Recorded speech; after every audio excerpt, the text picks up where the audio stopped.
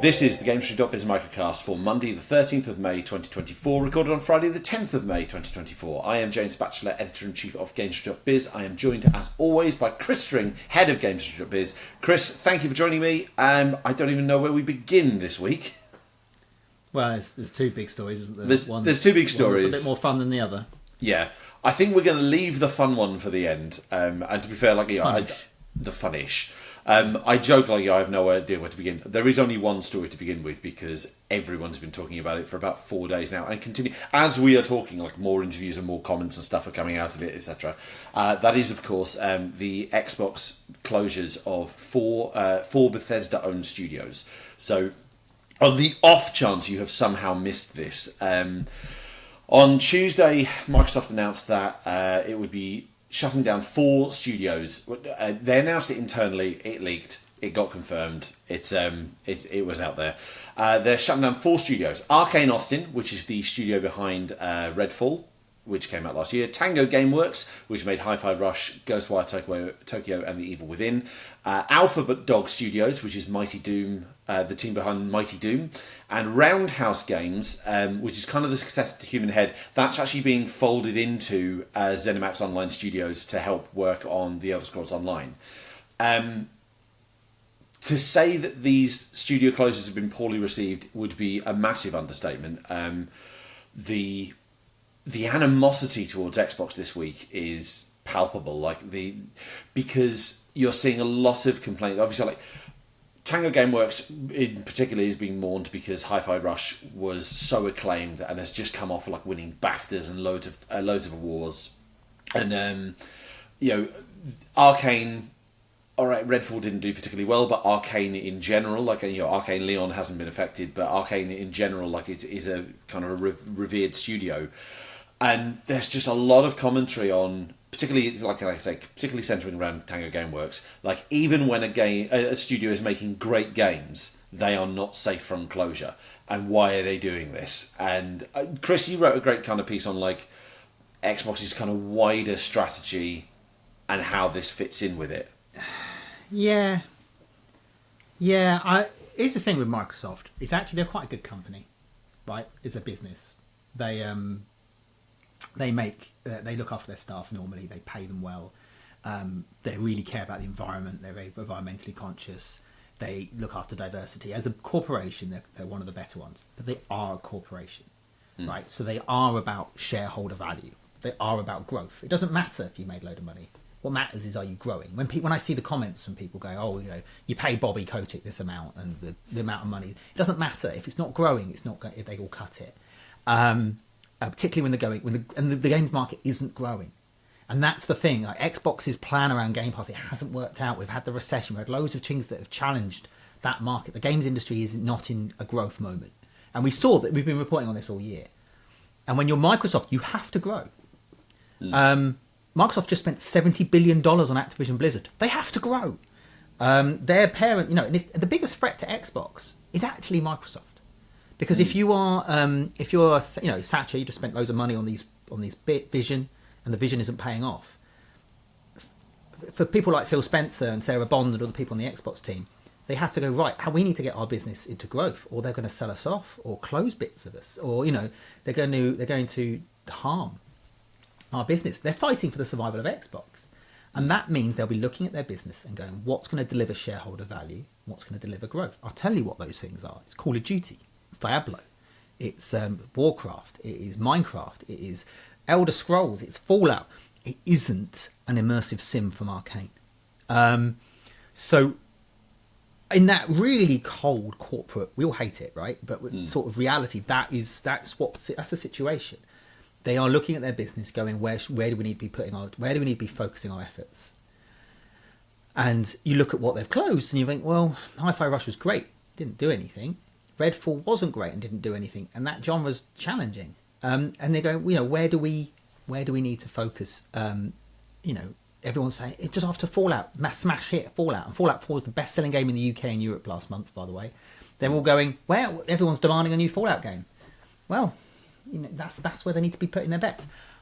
That is me being very kind, and now I'm not going to be kind. In 2019, I interviewed Phil Spencer at E3, and he said it to someone else before as well. I wasn't the only one. That they want to buy a Japanese studio, right? They want to buy, they want to invest in games. They want to invest in Japanese studios, and they and that was them going. They want different games for different audiences. They want to expand the reach of Xbox beyond its core base. They want to expand the reach of gaming beyond its core base. They want different things. You know what that different thing was? Hi-Fi Rush. Hi-Fi Rush. Tango Gameworks is a Japanese studio. Here's the thing with Hi-Fi Rush. That game was doomed from the start. Because you think, right, for starters, if you look at that game, people in the comments will disagree with me, I'm sure. But that game looks like a console game to me. It looks like a game that's best suited to consoles. It's also a little bit more Japanese than most games that you get from Xbox, right? It has a certain... it's a bit. It certainly appeals to that audience. So it's a Japanese console game on a console Japanese people don't own. Right, so already you're like, okay, this is going to be a struggle. I don't think Game Pass helped Hi-Fi Rush either. I think it's one of those games where it probably suffered as a result of being in that service. So we knew it wasn't going to do very well, but here it was critically acclaimed. It was different, it was unique, it's loved by the people who played it. And I'm sitting there going, great, do it again. Do it again. This time put it on more platforms, multi-platform it, go a bit bigger on it. Xbox, you've got yourself a cool Japanese IP that's really good. And you just need to show some patience with it. I don't think the games industry has any patience anymore at the minute. No. I don't think it has any. I don't think it's like, they go, we've got something that's really good here, but it didn't make a load of money right off the bat, so we're going to get rid of it. Yeah. Give it another year. Give it another game. I'm sure they could do it in a couple of years. And it makes me really cross. Because I know why they closed the studio, but it feels like such a waste. What a great game. They made a great game. Here's the thing, and I know fanboys on Twitter think I'm a massive PlayStation fanboy. I actually think PlayStation's got own levels of criticism, but I want to say one thing they've done which I think is fascinating. The Astrobot video game they released on PS5 and they've had it on VR before. I would not be surprised if that game franchise has never made a penny, right? I wouldn't be surprised if they've always lost money. Certainly the one they gave away for free with the PS5. But Sony's clearly recognised that game, that IP, has got something about it. The fans love it, the critics love it. And they are invested in that studio. I'm assuming that studio is doing another game in that IP, and they're going to build upon it. That's what you do. You build it up. You create something new. It might not work out. Right? These things happen, but that's how you build a franchise, and that's how you grow an audience. That's how you reach new people. I mean, Hi-Fi Rush in particular was that game, and they just closed it.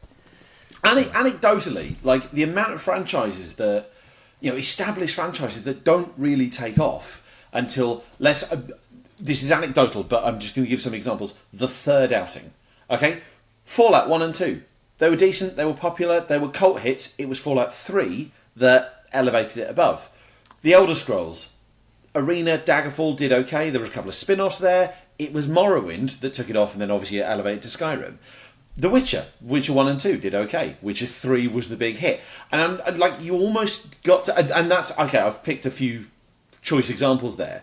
But my point is, like, it's not just the one game. There are very, very few franchises where it's the one game came out and absolutely changes everything with its success. You need that, but yeah.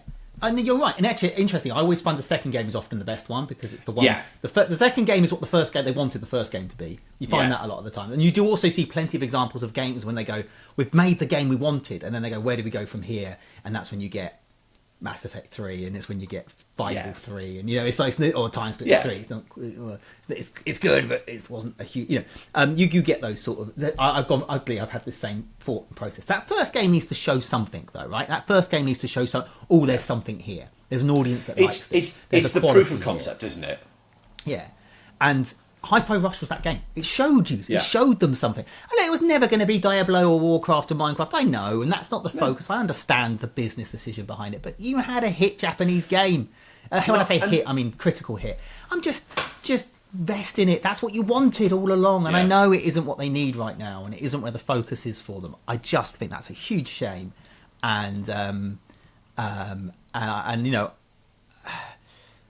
is the other thing. I think people get cross with them for the not unreasonable reason that they spent a load of money buying this stuff in the first place.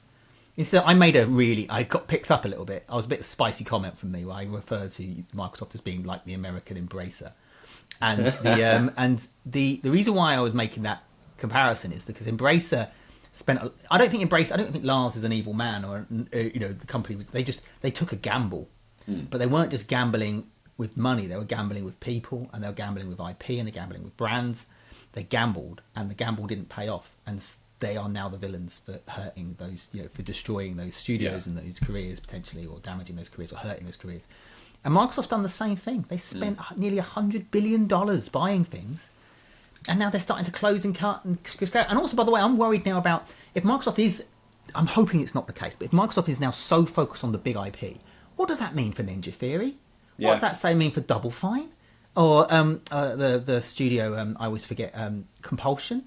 These studios they bought, the first batch of studios they bought, those niche, smaller indie AA teams, what does it mean for them? Because that's what they've just closed from Bethesda, those scale studios.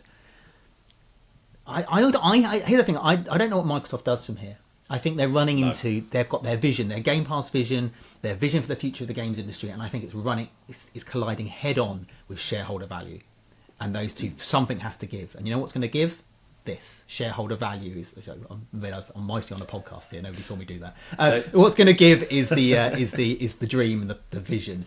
And shareholder value is going to take precedent, which is the reason why all the games are going to come out on PlayStation, and it's going to be about the big blockbusters, and it's going to be a really. That's my fear. I hope it isn't the case. I agree. This is a brief interjection to remind you that this podcast is available on YouTube if you do want to see which of I was holding which of Chris's gesticulations he was referring to. I kind of had two kind of concerns out of this. I've seen. It's been really easy over the last year or two, particularly the last 18 months now, to get very kind of caught up in the doom and gloom of what's happening in the industry. We're in a really rough period. Like that's putting it mildly, a really rough period. We're seeing a lot of industry downsizing and so forth, and I think there's a lot of anger. There's a lot of anger. There's a lot of uncertainty. There's a lot of anxiety out there, and this has more so than other studio closures I've seen in the last year or so, has really kind of like just escalated that anxiety. So the concerns I'm seeing are a lot of people are kind of what we've been talking about, concerned about the future for smaller, more creative, more innovative, unusual products. Like no industry can survive on blockbusters alone. Like blockbusters will always be the things that drive the most revenue, bring in the most people, but you need those smaller, creative, innovative. That's how you widen the industry. That's how you widen the industry. Blockbuster, we can survive on blockbusters, yeah. Yeah. But we're not going to get bigger. We're not going to grow. No, we're not going exactly. If Microsoft's about growth, that's what Hi-Fi Rush was. It's diminishing returns as well. Like there's only so long that established blockbusters can last before you need another established blockbuster. And new established blockbusters come from new and innovative things. Sorry, I'm stumbling there on the thing.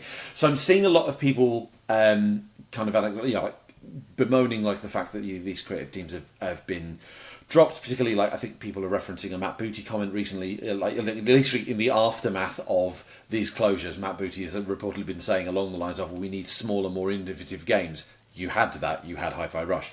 I've seen people saying like, what are video games even going to look like in 5 to 10 years if all the creation and the risk is being cut out at the moment for the sake of shareholder value and long-term viability and so forth?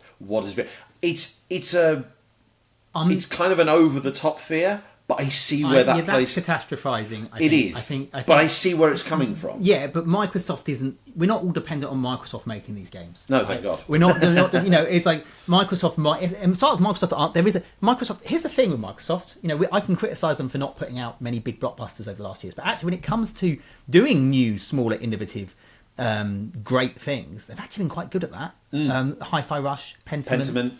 Grounded, even I know Sea of Thieves is a AAA blockbuster, but it's like it's different, it's new, it's weird, right? And it's as Dusk Falls. Yeah, well, yes, yeah. Well, they funded, yeah. So there is a bunch of there's a bunch of those things. They gave a bit of money to Power World, and they do this stuff. But here's the other thing: is they don't have to do it themselves. I think that's the bit that we're obsessing on. This is I think Simon Carlos said it actually in his newsletter. He was talking about how these games that Microsoft are cutting, these studios that Microsoft are cutting, they don't need to make them. They can just buy them and pick them up from third parties or sign them into Game Pass via that. And so I can understand. they've got that option. I don't, I look at the amount of games coming out. I look at the amount of innovative games coming out. I know we're talking about the number of horrific closures, but there's been a lot of studios opened in the last couple of months as well. There has, yeah. I think. Is there news of another one tomorrow? I'm trying to remember the embargo. Tuesday. There's a Tomorrow. Tomorrow. There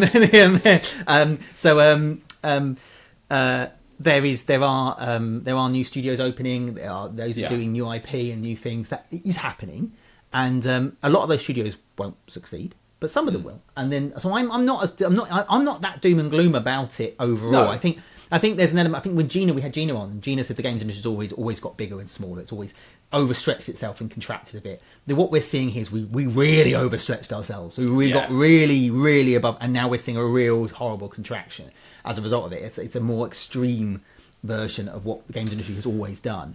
I'm not worried about our future as an industry and our growth, because I look at gamers. I look at the numbers, because obviously I do the market data. I report market data reports. Last month in the UK, the game sales were down. PC and console game sales were down 7% over the year before. But last month in the UK, no new games came out.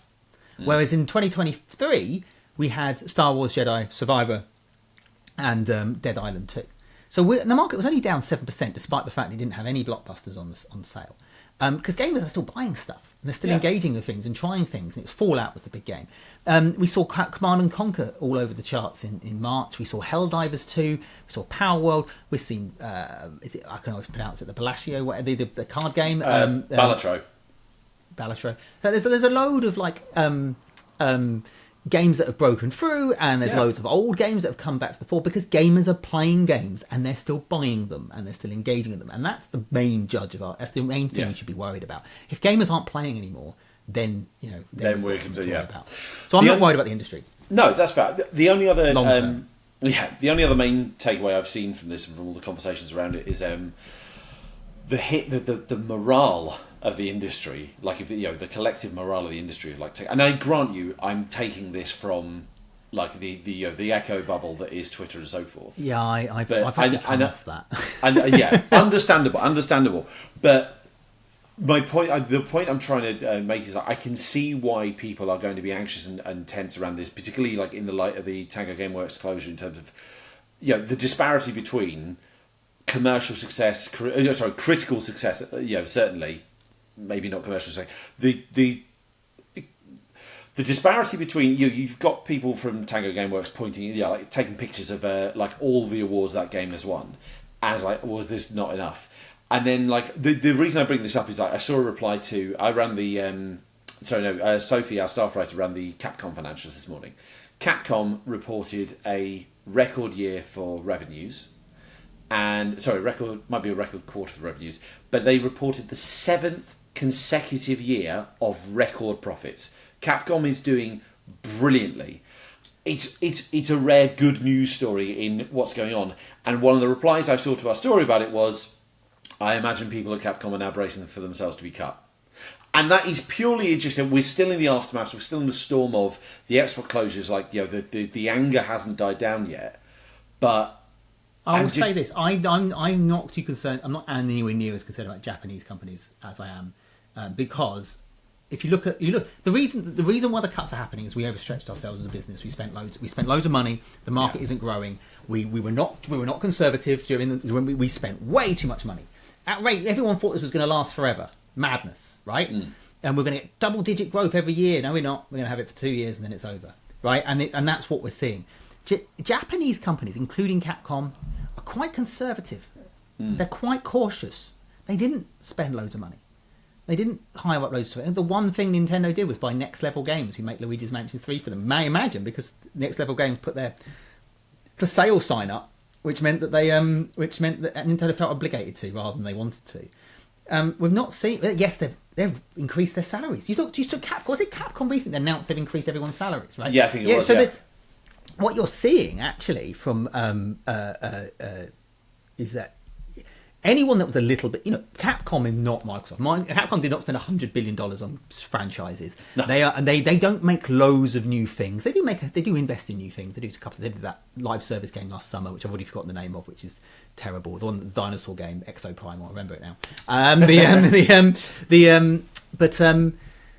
They don't. It's mostly Resident Evil, Monster Hunter, a Dragon's Dogma, or whatever, here and there. So Street Fighter here and there.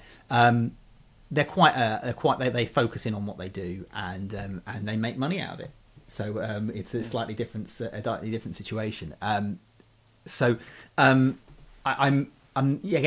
you can. You talk about morale in the industry. People will be worried. I think if I work for Microsoft Studios, you'd be worried, certainly. Yeah. I just think I do think that if you don't spend too much time on Twitter. Twitter is people expressing their biggest fears. Yeah. Just out there, not for conversation, just to get it out there, and then other people read it, and then that becomes their fears. And it's just like, I just don't think. No, I genuinely. People think I came off Twitter recently because I was being harassed by Xbox fans. Not true. I don't see any of that. I came off Twitter actually because somebody I really like in the games industry made a comment about, like, a political comment about what's going on in Israel and Gaza and Ukraine and climate change. I read that and it made me actually depressed. And I just thought, but he wasn't necessarily right, but he was just expressing his fears, and then suddenly I read it and it became my fears. There's no down a pub it might have been a bit more nuanced, there'd been a conversation around it. There wasn't. It was just, and I just went, you know what, I don't want to see this anymore. I can't be dealing with this. And I think so I came off it. This is my tip for the GI industry podcast newscast is I have Twitter, and I only see the way I've got set up Twitter now, I only see my tweets, and I only see people who are replying to me. I don't ever see anyone else's anymore. So because not good. It's not good for my mental health, and I don't think it's good for anyone's really. So don't panic. So the two key takeaways from today's microcast are: the industry is okay long term, and get off Twitter. I mean, I just believe in this industry, and I believe in the people making games, and I believe that, just because one company is focusing on bigger titles, not the only one. All the big companies are, like EA, Ubisoft, Take-Two, Microsoft. They're all, Sony as well. They're focusing more on the big IPs, the big bets, the bigger, more established brands. But the games industry isn't just those companies. There are an awful lot of smaller businesses that are doing new things and exciting things. And I know indies are finding it hard to find money out there, but more funds are being set up, new studios are being formed, and those games will come out, and for some of them will, and they will be interesting and innovative. And I believe there will be growth. It just isn't. When it's the idea of the 20% growth every year, that's over. That we're not in that industry anymore. We really should wrap up there, but I'm going to be stubborn and I'm not going to, because there was one other thing we wanted to talk about this week, which was Nintendo released its financial results. It's doing well. It's doing well. Can we mention last week's podcast? We can mention last week. Let's do this. Okay. Right. This was an error of judgment in my part. What you won't know, dear listener or viewer, is that last week's microcast, Chris and I spent about 5 minutes talking about the fact that Nintendo's financials would come out and we might see the first reference to Switch 2 and talking about what that meant and so forth. And then because there was a Bank Holiday Monday and the result, the microcast came out a day later, the Nintendo results were already out. And Nintendo had already said, we will announce the successor to the Nintendo Switch within this fiscal year. So by March 31st, 2025. I, being the fool that I am, thought, well, that wipes out that 5 minutes. That 5 minutes is now completely irrelevant. Well, and I asked our editor to remove it. Thank you, Alex. Chris pointed out we didn't need to do that. Yeah, well, I like the idea of looking like I was right. So it's very rare. Okay. So let's get that clear then. Chris was right last week. But okay, right. This week, though. So they've announced that the Switch successor, let's call it Switch 2, or I still like our name, the new Nintendo Switch XL. New Nintendo Switch UXL. The new Nintendo Switch UXL will be announced within this fiscal year, so by March 31st, 2025. They have not included it in their sales forecasts. So they're forecasting that they're going to sell 13.5 million units of hardware this year. That is just of Switch and the current Switch models. I took that to mean that they don't expect to sell any Switch 2s by the end of the fiscal year. I wrote as much, and I was very, very quickly and aggressively corrected that it just means that they could add in forecasts like at a later date. Apparently, like 2 months before the Switch came out, they still hadn't forecast how much. Yeah, so I stand corrected on that. We're human. I'm human. We all make mistakes. I'm still not convinced it's coming out before April, and I think April would be way too early. I still think this is a second half of 2025? I hope not. I hope not. I want to be wrong. But for a few reasons. I think the market needs it. I just put out the UK charts. Console market is down 30% in the UK this year. PS5 is down 25%. Xbox is down 25%. Switch is down 38%. Sure, it's the UK. It's not reflective everywhere, but it kind of is. That is kind of happening everywhere. Switch is nowhere near. Switch is different in the UK than in other markets. It's not as down as severely in other markets, but the console space needs a bit of excitement, needs a bit of innovation, a bit of something cool and exciting, and I think getting a Switch, a new Switch. It will depend on the games, though, right? If Nintendo are going, I think Nintendo probably can make the console in time for the financial year. It's just whether or not the Mario team can finish that Mario game, or a Mario Kart team can finish that Mario Kart game, or whatever it is they're going to launch it with. I'm still hoping for a March release. I don't expect it this year. Now, I think after all the reports, No. I think, if you follow the Switch, everyone looks at how they did for Switch. It worked so well. Let's do that again. And of course, they sort of showed the console in October, I think it was. I keep saying September. October. I think it was actually October. And they showed what it was via sort of a advert, basically. And then in January, they went like, here are the games. And then the media and the retailers got hands-on with it at events across the world. And then a couple of months later, they released it, and that was that was September, October. I think it was October, and then January full reveal, March launch, and everyone's like, "Oh, that's what they'll do again." That doesn't mean that's what they're going to do again. No. It's weird. I wouldn't expect them to launch a console in the summer, but I think end of 2025 is late. Like really I think it's late. I think it's late, but I think you're right. I think if they don't have everything in place that they want to, I wouldn't be surprised to see September. Yeah, I don't know why. I don't know where I'm getting. I think that's a long old wait. It's a very long wait. It's absolutely very long wait. But as you say, like it's summer's a difficult. Like, it wouldn't be great to launch in summer because like summer traditionally. You could do April. You could do May. Maybe you could get away with GameCube April, came out in May in the UK, and we're sort of going into speculation. I'm still hoping for it will sneak out in this financial year. That's what I'm hoping for. Yeah, it makes sense in looking at the sales trajectory. I mean, they've estimated 13.5 million Switch console sales for the financial year, which seems really optimistic. So they recognise. So there was earnings call obviously after the financials, and President Shuntaro Furukawa answered question from investors. We had so what was that? Shuntaro Furukawa. Sorry, I kind of blurred it in there, but I did get it right. President Furukawa, he answered investor questions. A lot of them were about that 13.5 million target. He recognised that is high, and he recognised that the reason they sold 15.7 million in the last year is because they had Legend of Zelda Tears of the Kingdom, and they had the boost from the Mario movie. He kind of did like shareholder, investor assuring things like, we're going to do bundles, we're going to do promotions, we're going to try our best to kind of give people reasons. What I'm more intrigued about Switch 2, because Switch 2 will come out at some point, and I don't think we're not holding my breath for this. What I'm intrigued by is they announced when they said that they're going to unveil or at least announce the Switch successor within the fiscal year. They clarified, and it was a tweet allegedly written by Furukawa. He clarified that there's going to be a Nintendo Direct in June around the kind of usual not E3 period, and that will solely focus on Switch titles that are due out in the second half of 2024. This kind of goes back to what we were talking about on the bit that we cut from last week's episode. What have they got left that they can have? They've got to have something coming out for Christmas, but the next Pokemon game's 2025. I doubt there'll be the new Mario won't be ready. Like we've seen nothing. Well, you also think that those sort of games will be saved for the next one. Yeah, massively. So I already like the first half lineup of Princess Peach Showtime, Mario vs Donkey Kong, and Luigi Mansion 2 HD. That's already quite a light. Say again. Paper Mario, 1,000 Year Door, yes, of course. That's already quite a light. That's a light lineup. 3 of which are remakes, and 1 of which is a smaller scale title. I can't imagine what they'd even have for second half, but that's what I'm intrigued by. No, you never know. Nintendo. No. They've also announced that weird NES game. Yeah, that came out of nowhere. The Nintendo. Well, I mean, you never know what Nintendo. The thing is also it depends on you need to remember what Nintendo are selling, who Nintendo are selling to now. What I found really fascinating. Do you see one of the top selling games of their last financial year was Nintendo Switch Sports? Yeah.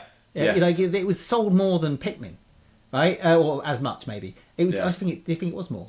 And it was more, and so it's like, well, that's a game. Oh, because it's a slightly broader audience now. We're into that market, and that's the thing. Who knows what Nintendo? I don't know. I never want to predict them, but they could do a price cut, right? And they could do a big fancy price cut and a few really good aggressive bundles with more mainstream products like Switch Sports or whatever. Games that appeal to outside of the more core audiences and go for that really go into that sort of family unit.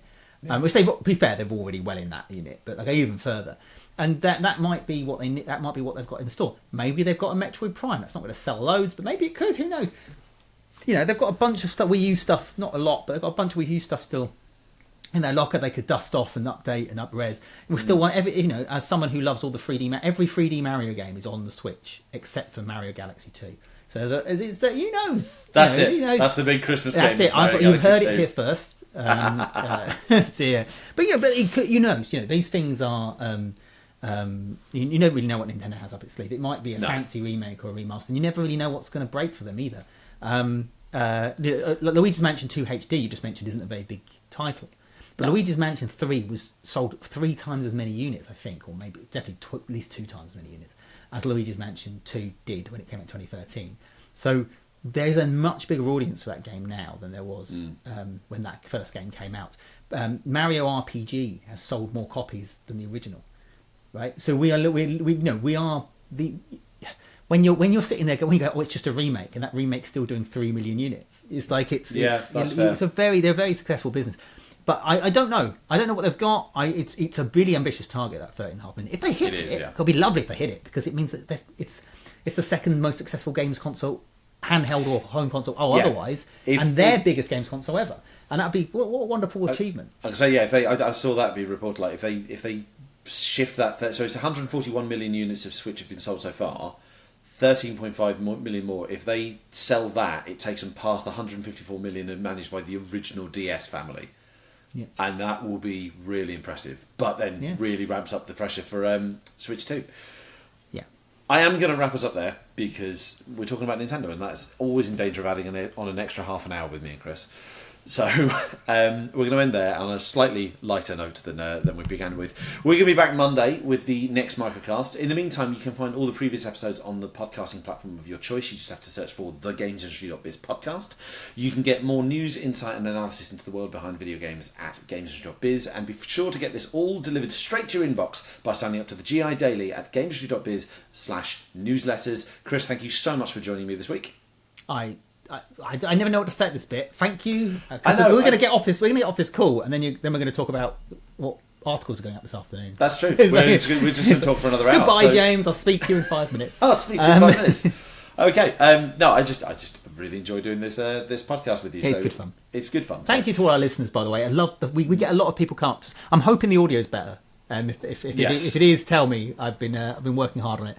But we do get a lot of people come up to us and talk to us about that. They listen to us or listen to us out and about, and it actually makes me. I'm chasing James to do these now, so it's great. You are.